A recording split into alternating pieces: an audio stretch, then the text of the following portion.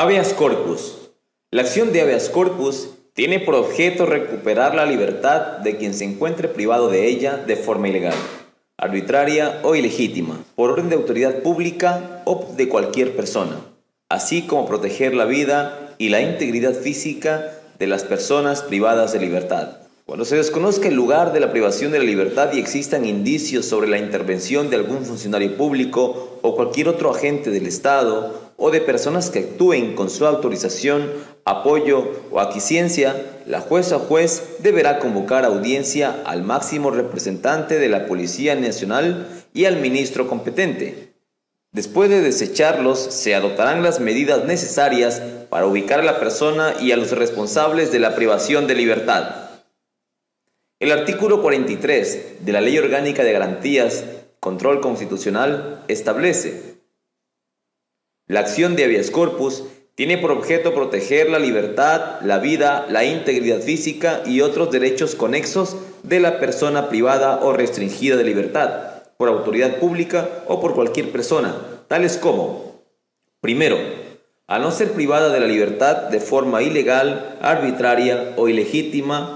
Protección que incluye la garantía de la detención se haga siempre por mandato escrito y motivado de juez competente, a excepción de los casos de flagrancia. A no ser exiliada forzosamente, desterrada o expatriada del territorio nacional. Tercero, a no ser desaparecida forzosamente. 4. A no ser torturada, tratada en forma cruel, inhumana o degradante. 5. A que en caso de ser una persona extranjera, incluso antes de haber solicitado refugio o asilo político, no ser expulsada y devuelta al país donde teme persecución o donde peligre su vida, su libertad, su integridad y su seguridad. 6. A no ser detenida por deudas, excepto en el caso de pensiones alimenticias. 7. A la inmediata excarcelación de la persona procesada o condenada cuya libertad haya sido ordenada por una jueza o juez. 8. A la inmediata excarcelación de la persona procesada cuando haya caducado la prisión preventiva por haber transcurrido 6 meses en los delitos sancionados con prisión y de 1 año en los delitos sancionados con reclusión. 9. A no ser incomunicada o sometida a tratamientos vejatorios de su dignidad humana. 10. A ser puesta a disposición del juez o tribunal competente inmediatamente y no más tarde de las 24 horas siguientes a su detención. De lo señalado es preciso indicar que para que proceda el habeas corpus se requiere primeramente que se dé una situación de detención y que ésta sea ilegal, arbitraria o ilegítima o se sienta amenazada de perder su libertad. Es ilegal cuando es practicada al margen de los motivos que válidamente estipula la ley, cuando se ha ejecutado sin observar las normas exigidas por la ley o cuando se ha incurrido en desviación de las facultades de detención, es decir, cuando se practica para fines distintos a los previstos y requeridos por la ley. Si una persona es detenida con fines de investigación por más de 24 horas, sabemos que con fines investigativos la detención no puede durar más de 24 horas. Al exceder más de las 24 horas, estaremos frente a una detención ilegal.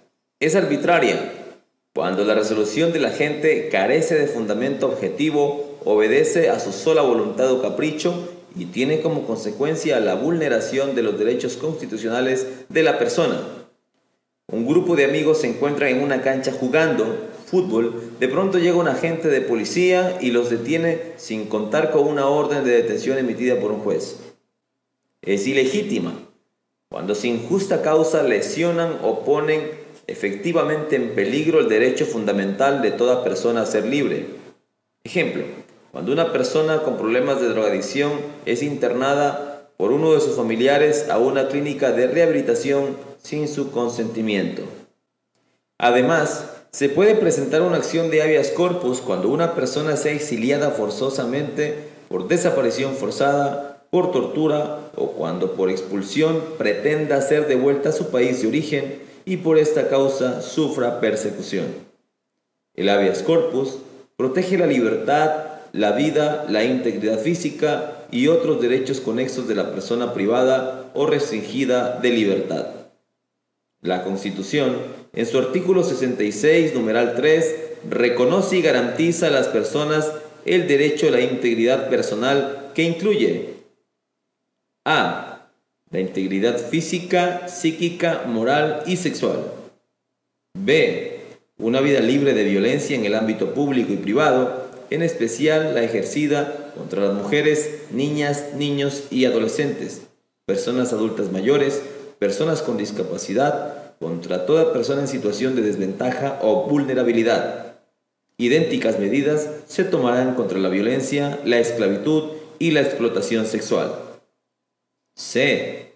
La prohibición de la tortura, la desaparición forzada y los tratos y penas crueles, inhumanos o degradantes. D. La prohibición del uso de material genético y la experimentación científica que atenten contra los derechos humanos. La Corte Constitucional, en la sentencia número 032-14-CEP-CC, caso número 0784-11-EP, de fecha 6 de marzo de 2014, manifestó: los derechos de libertad se encuentran desarrollados en el texto constitucional de manera amplia en el capítulo 6 del título 2 de la Constitución, y dentro de esta categorización se encuentra incorporado el derecho de libertad personal, derecho de movilidad o derecho de libertad ambulatoria al que hace referencia el accionante, y el cual se encuentra consagrado en el numeral 14 del artículo 66 al señalar el derecho de transitar libremente por el territorio nacional y escoger su residencia, así como entrar y salir libremente del país, cuyo ejercicio se regulará de acuerdo con la ley. La prohibición del país solo podrá ser ordenada por juez competente. Ahora bien, la limitación legítima de este derecho por parte del Estado se produce según nuestra norma constitucional cuando es necesaria la comparecencia de una persona a un proceso de naturaleza penal o para asegurar el cumplimiento de una pena. Así lo determina el artículo 77, numeral 1 de la Constitución de la República del Ecuador, cuando señala: la privación de la libertad no será la regla general y se aplicará para garantizar la competencia del imputado o acusado al proceso, el derecho de la víctima del delito, una justicia pronta, oportuna y sin dilaciones, y para asegurar el cumplimiento de la pena, procederá por orden escrita de jueza o juez competente en los casos por el tiempo y con las formalidades establecidas en la ley. Se exceptúan los delitos flagrantes, en cuyo caso no podrá mantenerse la persona detenida sin fórmula de juicio por más de 24 horas. Las medidas no privativas de libertad se aplicarán de conformidad con los casos, plazos, condiciones y requisitos establecidos en la ley. Esta Corte Constitucional encuentra pertinente recordar además que la Convención Americana de Derechos Humanos establece en su artículo 7 una serie de principios y reglas relacionados a la privación legítima de la libertad, cuya observancia y cumplimiento son obligatorios para los estados y constituyen la salvaguarda de los ciudadanos al momento de ser privados de libertad, en especial en los momentos en los que se produce una detención a cargo de agentes del Estado. De la misma manera, la Constitución de la República establece las garantías que permiten legitimar al Estado la privación de una persona sometida a un proceso penal en ejercicio de su imperium y mediante el respeto del debido proceso, de las garantías judiciales y protección judicial. Procedimiento del habeas corpus. La acción de habeas corpus se la presenta ante la Oficina de Atención al Usuario, en donde se realizará el sorteo a fin de erradicar la competencia de una de las unidades judiciales y aboque conocimiento. Cabe señalar que en materia constitucional será competente cualquier juez del lugar donde se presuma está privada de libertad la persona. Cuando se desconozca el lugar de privación de libertad, se podrá presentar la acción ante el juez del domicilio del accionante. Cuando la orden de privación de libertad haya sido dispuesta en un proceso penal, la acción se interpondrá ante una de las salas de la Corte Provincial de Justicia. Dentro de las 24 horas siguientes a la presentación de la acción, el juez convocará una audiencia en la que se deberán presentar las justificaciones de hecho y de derecho que sustentan la medida privativa de libertad. El juez deberá ordenar la comparecencia de la persona privada de la libertad y de la autoridad a cuya orden se encuentre la persona y la defensora o defensor público. Si el juez considera necesario, la audiencia se realizará en el lugar donde ocurre la privación de libertad. Cuando se desconoce el lugar de privación de libertad del detenido, cuando esto suceda y existan indicios de la intervención de funcionarios públicos o de agentes del Estado o personas que actúen con su autorización, el juez o jueza convocará a audiencia al máximo representante de la policía y al ministro competente. En dicha audiencia se adoptarán las medidas necesarias para ubicar al detenido y a los responsables de su detención. Finalmente, el juez resolverá dentro de las 24 horas siguientes a la finalización de la audiencia. En caso de constatarse que la privación fue arbitraria, ilegal o ilegítima, el juez deberá disponer la inmediata liberación del detenido. En caso de verificarse cualquier forma de tortura, trato inhumano, cruel o degradante, se dispondrá la libertad de la víctima, su atención integral y especializada y la imposición de medidas alternativas a la privación de libertad cuando fuera aplicable. Es necesario acotar que procede la apelación de conformidad a las siguientes reglas. Cuando la privación haya sido dispuesta en la Corte Provincial de Justicia, se apelará ante la presidenta o presidente de la Corte Nacional. Y cuando hubiese sido dispuesta por la Corte Nacional de Justicia, se apelará ante cualquier otra sala que no ordenó la prisión preventiva. Acción de acceso a la información pública. El artículo 91 de la Constitución establece: la acción de acceso a la información pública tendrá por objeto garantizar el acceso a ella cuando ha sido denegada expresa o tácitamente, o cuando la que se ha proporcionado no sea completa o fidedigna. Podrá ser interpuesta incluso si la negativa se sustenta en el carácter secreto, reservado, confidencial o cualquiera otra clasificación de información. El carácter reservado de la información deberá ser declarado con anterioridad a la petición por autoridad competente y de acuerdo con la ley. El artículo 47 de la Ley Orgánica de Garantías Jurisdiccionales y Control Constitucional señala: esta acción tiene por objeto garantizar el acceso a la información pública cuando ha sido denegada expresa o tácitamente, cuando se creyere que la información proporcionada no es completa o ha sido alterada, o cuando se ha negado el acceso físico a las fuentes de información. También procederá la acción cuando la denegación de información se sustente en el carácter secreto o reservado de la misma. Se considerará información pública toda aquella que emane o que esté en el poder de entidades del sector público o entidades privadas que, para el tema, materia de la información, tengan participación del Estado o sean concesionarios de éste. No se podrá acceder a información pública que tenga el carácter de confidencial o reservada declarada en los términos establecidos por la ley. Tampoco se podrá acceder a la información estratégica y sensible a los intereses de las empresas públicas. Se concluye que la obligación de dar a conocer una información a todas las personas, sumando a la situación de que se encuentre en el Estado, son condiciones fácticas que atribuyen a la información la característica de ser pública. Entonces, la información que está en el poder del Estado no puede ser negada, porque es de conocimiento público. Lo antes mencionado conforma la regla de presunción de publicidad de la información estatal. Lo antes expuesto permite observar el ámbito y el rol que cumple la información pública.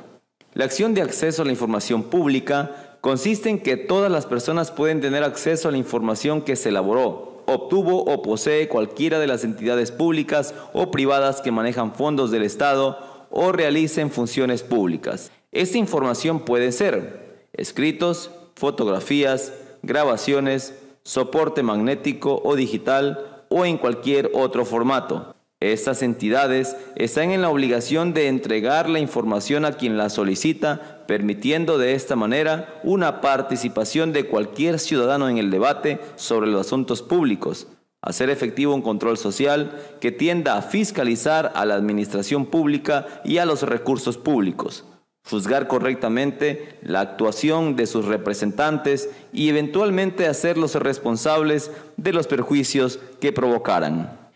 La acción de acceso a la información pública se la puede presentar cuando, como ciudadanos, solicitamos información pública la cual se nos niega de manera directa o indirecta, es decir, la forma expresa o tácita. Ejemplo, cuando una persona acude al Consejo Provincial de Valencia a pedir información sobre el proyecto de creación de una carretera que une los cantones de Pasto y Sucre, el funcionario le dice que está ocupado, que en ese momento no puede atenderlo, que regrese luego.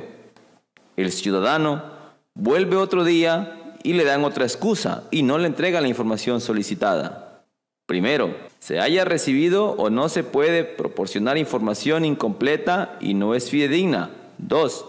Existe una negativa a entregarla o se insinúe un carácter secreto, reservado, confidencial.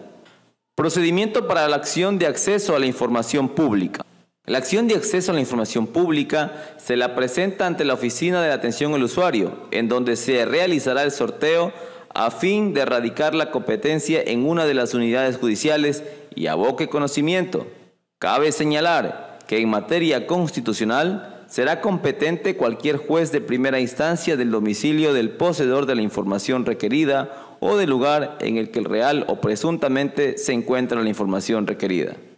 El juez de turno será competente cuando se presente una acción en días feriados o fuera del horario de atención de los otros juzgados. Es necesario señalar que el juez no podrá inhibirse sin perjuicio de la excusa que hubiera lugar. El juez que sea incompetente en razón del territorio o los grados inadmitirá la acción en su primera providencia. La demanda deberá contener lo siguiente. Primero, los nombres y apellidos de la persona o personas accionantes. 2. Los datos necesarios para conocer la identidad de la persona, entidad u órgano accionado. 3. La descripción del acto u omisión violatorio del derecho que produjo el daño. 4. El lugar donde se puede hacer conocer de la acción a la persona o entidad accionada. 5. El lugar donde ha de notificarse a la persona accionante y a la afectada. 6. Declaración de que no se ha planteado otra garantía constitucional por los mismos actos u omisiones contra la misma persona o grupo de personas y con la misma pretensión. 7. La solicitud de medidas cautelares en caso de creerlas necesarias. 8. Los elementos probatorios que demuestren la existencia de un acto u omisión que tenga como resultado la violación de derechos constitucionales. Si la demanda no contiene los requisitos, el juez dispondrá que se la complete en el término de 3 días. Transcurrido este término, si la demanda está incompleta y del relato se desprende que hay una vulneración de derechos graves, el juez deberá tramitarla y subsanar la omisión de los requisitos que estén a su alcance para que proceda la audiencia. Si la acción ha sido presentada por interpuesta persona, el juez deberá notificar a la persona afectada. Esta podrá comparecer en cualquier momento, modificar la demanda, desistir de la acción o deducir los recursos de ley, aunque no haya comparecido antes. Una vez presentada la demanda, el juez la califica dentro de las 24 horas siguientes a su presentación. El juez podrá ordenar la práctica de pruebas y designar comisiones para recabarlas de creerlas necesarias. La calificación de la demanda deberá contener, primero, la aceptación al trámite o la indicación de su inadmisión debidamente motivada. Segundo, el día y hora en que se efectuará la audiencia, que no podrá fijarse en un término mayor de 3 días desde la fecha en que se calificó la demanda. Tercero, la orden de correr traslado con la demanda a las personas que deben comparecer a la audiencia. Cuarto, la disposición de que las partes presenten los elementos probatorios para determinar los hechos en la audiencia cuando la jueza o juez lo considere necesario. Quinto, la orden de medida o medidas cautelares cuando la jueza o juez las considere procedentes. Llegado el día y la hora de la audiencia pública, la misma que estará bajo la dirección del juez, en esta audiencia podrá intervenir tanto la persona afectada como el accionante, cuando no fueren la misma persona. El juez podrá escuchar a otras personas o instituciones de así creer lo necesario. La audiencia comenzará con la intervención de 20 minutos de la persona accionante o afectada y demostrará de ser posible el daño y los fundamentos de la acción. Posteriormente intervendrá 20 minutos la persona o entidad accionada, que deberá contestar exclusivamente los fundamentos de la acción. Tanto la persona accionante como la accionada tendrá derecho a la réplica por 10 minutos. La última intervención estará a cargo del accionante. De igual modo, las entidades o personas accionadas tendrán el derecho al mismo tiempo. Si son terceros interesados y el juez lo autoriza, tendrán derechos a intervenir 10 minutos. El juez deberá hacer las preguntas que crea necesarias para resolver el caso, controlar la actividad de los participantes y evitar dilaciones innecesarias. Es importante señalar que la recepción de pruebas se hará únicamente en audiencia y el juez solo podrá negarla cuando la haya calificado de inconstitucional o impertinente. El juez, si lo creyere necesario para la práctica de pruebas, podrá suspender la audiencia, término que no será mayor de 8 días y por una sola vez. Por excepción, el juez podrá ampliar de manera justificada este término exclusivamente por la complejidad de las pruebas y hasta cuando éstas sean practicadas, y señalar una nueva fecha y hora para continuarla. La ausencia de la persona, institución u órgano accionado no impedirá que la audiencia se realice. La ausencia de la persona accionante o afectada podrá considerarse como desistimiento. Si la presencia de la persona afectada no es indispensable para probar el daño, la audiencia se llevará a cabo con la presencia del accionante. La audiencia terminará solo cuando el juez se forme criterio de la violación de los derechos y dictará sentencia en forma verbal en la misma audiencia, expresando exclusivamente su decisión sobre el caso. Finalmente, el proceso podrá terminar mediante auto definitivo que declare el desistimiento o apruebe el allanamiento o mediante sentencia. La sentencia debe contener al menos lo siguiente. Primero, antecedentes. La identificación de la persona afectada y del accionante, de no ser la misma persona, la identificación de la autoridad, órgano o persona natural o jurídica contra cuyos actos u omisiones se ha interpuesto la acción. 2. Fundamentos de hecho. La relación de los hechos probados relevantes para la resolución. 3. Fundamentos de derecho. La argumentación jurídica que sustente la resolución. 4. Resolución.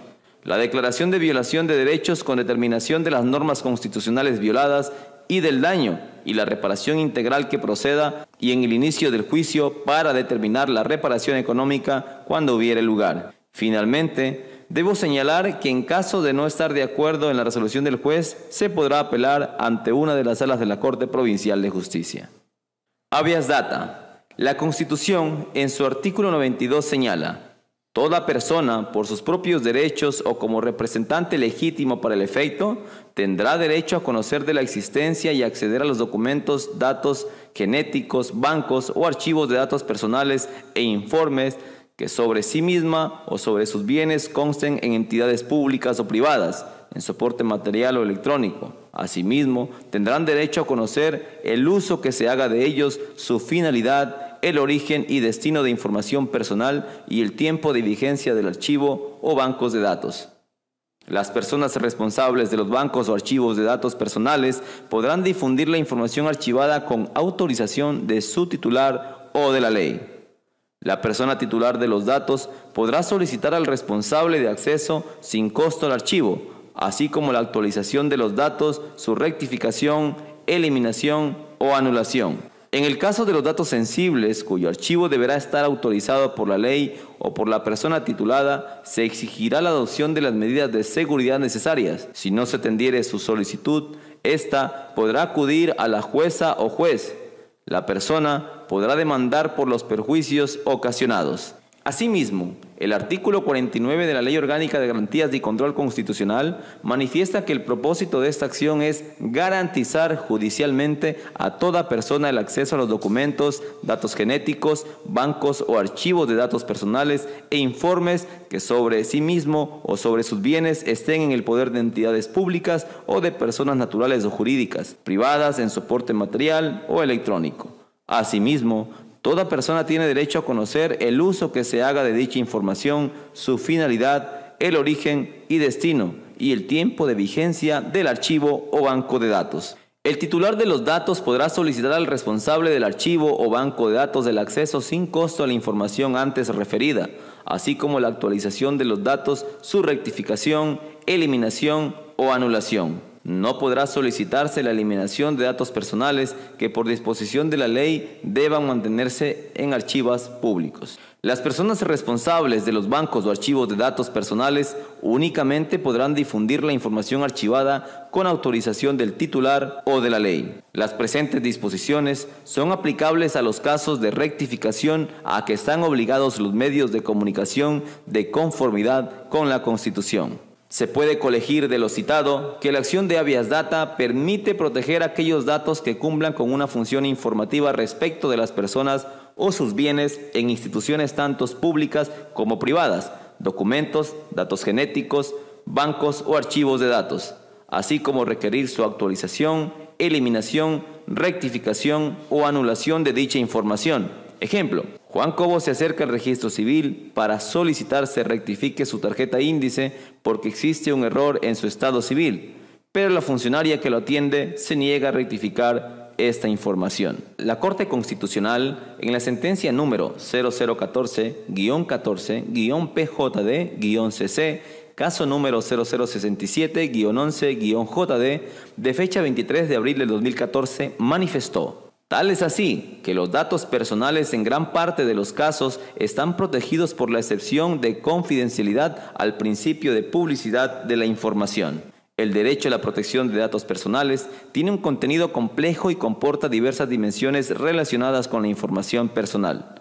Dicho criterio está expresado en la doctrina por el criterio de Oscar Puccinelli, quien señala lo siguiente: por derecho a la protección de datos se propone entender la suma de principios, derechos y garantías establecidos en favor de las personas que pudieran verse perjudicadas por el tratamiento de los datos nominativos a ella referidos. Como bien refiere el autor, el derecho a la protección de datos y específicamente su elemento denominado autodeterminación informativa tiene un carácter instrumental superditado a la protección de otros derechos constitucionales que se pueden ver afectados cuando se utilizan datos personales, como puede ser la intimidad, la honra, la integridad psicológica, etc. La autodeterminación informativa como objeto de protección de habeas data y su carácter instrumental ha sido reconocido por esta Corte en el contexto de la norma constitucional de 1998.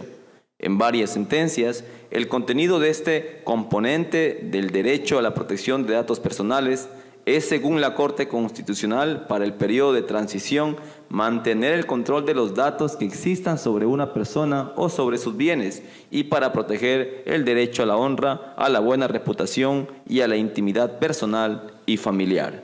La acción de habeas data protege el derecho a la información personal, mismos que se configuran por medio de varios derechos reconocidos en la Constitución como derechos a la intimidad, la honra, a la buena reputación, a la buena imagen, a la intimidad personal y familiar, a la privacidad, a la identidad, a la protección de datos de carácter personal, a la autodeterminación informativa, a la información, de acceso, de respuesta, de actualización, rectificación, eliminación o anulación y derecho a la confidencialidad. La autoridad competente para conocer una acción de habeas data, según el artículo 7 de la Ley Orgánica de Garantías y Control Constitucional, es cualquier jueza o juez de primera instancia del lugar en donde se origina el acto u omisión, donde se producen sus efectos, cuando en la misma circunscripción territorial hubiese varias juezas o jueces competentes, la demanda se sorteará entre ellos. Esas acciones serán sorteadas de modo adecuado, preferente e inmediato. En caso de que se presente la demanda oralmente, se realizará el sorteo solo con la identificación personal. En las acciones de habeas data y acceso a la información pública, se estará lo dispuesto a la ley. La jueza o juez que deba conocer las acciones previstas en este título no podrá inhibirse sin perjuicio de la excusa que hubiere lugar. La jueza o juez que sea incompetente en razón del territorio o los grados inadmitirá la acción en su primera providencia. La jueza o juez de turno será competente cuando se presente una acción en días feriados o fuera del horario de atención de los otros juzgados. Procedimiento del habeas data. La acción de habeas data se la presenta ante la Oficina de Atención al Usuario, en donde se realizará el sorteo a fin de erradicar la competencia en una de las unidades judiciales y aboque conocimiento. Cabe señalar que en materia constitucional será competente cualquier juez de primera instancia del lugar donde se encuentran los archivos. El juez de turno será competente cuando se presente una acción en días feriados o fuera del horario de atención de los otros juzgados. Es necesario señalar que el juez no podrá inhibirse sin perjuicio de la excusa a que hubiere lugar. El juez que sea incompetente en razón de territorio o los grados inadmitirá la acción en su primera providencia. La demanda deberá contener lo siguiente. Primero, los nombres y apellidos de la persona o personas accionantes. Segundo, los datos necesarios para conocer la identidad de la persona, entidad u órgano accionado. Tercero, la descripción del acto u omisión violatorio del derecho que produjo el daño. Cuarto, el lugar donde se le puede hacer conocer de la acción a la persona o entidad accionada. Quinto, el lugar donde ha de notificarse a la persona accionante y a la afectada. Sexto, declaración de que no se ha planteado otra garantía constitucional por los mismos actos u omisiones contra la misma persona o grupo de personas y con la misma pretensión. Octavo, la solicitud de medidas cautelares en caso de creerlas necesarias. Noveno, los elementos probatorios que demuestren la existencia de un acto u omisión que tenga como resultado la violación de derechos constitucionales. Si la demanda no contiene los requisitos, el juez dispondrá que se completen el término de 3 días. Transcurrido este término, si la demanda está incompleta y del relato se desprende que hay una vulneración de derechos grave, el juez deberá tramitarla y subsanar la omisión de los requisitos que estén a su alcance para que proceda la audiencia. Si la acción ha sido presentada por interpuesta persona, el juez deberá notificar a la persona afectada. Esta podrá comparecer en cualquier momento, modificar la demanda, desistir de la acción o deducir de los cursos de ley, aunque no haya comparecido antes. Una vez presentada la demanda, el juez la califica dentro de las 24 horas siguientes a su presentación. El juez podrá ordenar a la práctica de pruebas y designar comisiones para recabarlas de creerlas necesarias. La calificación de la demanda deberá contener la aceptación al trámite o la indicación de su inadmisión debidamente motivada, el día y hora en que se efectuará la audiencia, que no podrá fijarse en un término mayor de 3 días desde la fecha en que se calificó la demanda. La orden de correr traslado con la demanda a las personas que deben comparecer a la audiencia. La disposición de que las partes presenten los elementos probatorios para determinar los hechos en la audiencia cuando la jueza o juez lo considere necesario. La orden de la medida o medidas cautelares cuando la jueza o juez las considere procedentes. Llegado el día y la hora de la audiencia pública, la misma que estará bajo la dirección del juez, en esta audiencia podrá intervenir tanto la persona afectada como la accionante, cuando no fueren la misma persona. El juez podrá escuchar a otras personas o instituciones de así creer lo necesario. La audiencia comenzará con la intervención de 20 minutos de la persona accionante o afectada y demostrará, de ser posible, el daño y los fundamentos de la acción. Posteriormente, intervendrá por 20 minutos la persona o entidad accionada, que deberá contestar exclusivamente los fundamentos de la acción. Tanto la persona accionante como la persona accionada tendrán derecho a la réplica por 10 minutos. La última intervención estará a cargo del accionante. De igual modo, las entidades o personas accionadas tendrán el derecho al mismo tiempo. Si son terceros interesados y el juez lo autoriza, tendrán derecho a intervenir 10 minutos. El juez deberá hacer las preguntas que crea necesarias para resolver el caso, controlar la actividad de los participantes y evitar dilaciones innecesarias. Importante señalar que la recepción de pruebas será únicamente en audiencia y el juez solo podrá negarla cuando la haya calificado de inconstitucional o impertinente. El juez, si lo creyere necesario para la práctica de pruebas, podrá suspender la audiencia, término que no será mayor de 8 días y por una sola vez. Por excepción, el juez podrá ampliar de manera justificada este término exclusivamente por la complejidad de las pruebas y hasta cuando éstas sean practicadas, y señalar una nueva fecha y hora para continuarla. La ausencia de la persona, institución u órgano accionado no impedirá que la audiencia se realice. La ausencia de la persona accionante o afectada podrá considerarse como desistimiento. Si la presencia de la persona afectada no es indispensable para probar el daño, la audiencia se llevará a cabo con la presencia del accionante. La audiencia solo terminará cuando el juez se forme criterios sobre la violación de los derechos y dictará sentencia en forma verbal en la misma audiencia, expresando exclusivamente su decisión sobre el caso. El proceso podrá terminar mediante auto definitivo que declare el desistimiento o apruebe el allanamiento o mediante sentencia. La sentencia debe contener al menos lo siguiente. Primero, antecedentes. La identificación de la persona afectada y del accionante de no ser la misma persona, la identificación de la autoridad, órgano o persona natural o jurídica contra cuyos actos u omisiones se ha interpuesto la acción. Fundamento de hecho. La relación de los hechos probados relevantes para la resolución. Fundamentos de derecho. La argumentación jurídica que sustente la resolución. Resolución. La declaración de violación de derechos con determinación de las normas constitucionales violadas y del daño y la reparación integral que proceda y el inicio del juicio para determinar la reparación económica, cuando hubiere lugar. En caso de no estar de acuerdo con la resolución que emitió el juez, se podrá apelar ante una de las salas de la Corte Provincial de Justicia. Es necesario acotar que existe diferencia entre la garantía jurisdiccional de habeas data y el acceso a la información pública. Con el primero se puede pedir solo información personal, mientras que por intermedio de la segunda, garantías, la información solicitada es pública y en ninguno de los dos casos se podrá solicitar información privada de otras personas. La Corte Constitucional en la sentencia número 001-14-PJD-CC, caso número 0067-11-JD, de fecha 3 de julio del 2014, manifestó: esta Corte considera imprescindible distinguir entre la información que atañe a la persona jurídica y aquella que puede ser considerada como de dominio de sus asociados, principalmente debido a que, en aplicación errónea de la garantía de habeas data, podría vulnerarse el derecho a la protección de datos e información personal de individuos que, aunque vinculados a la persona jurídica, no son identificables con ella.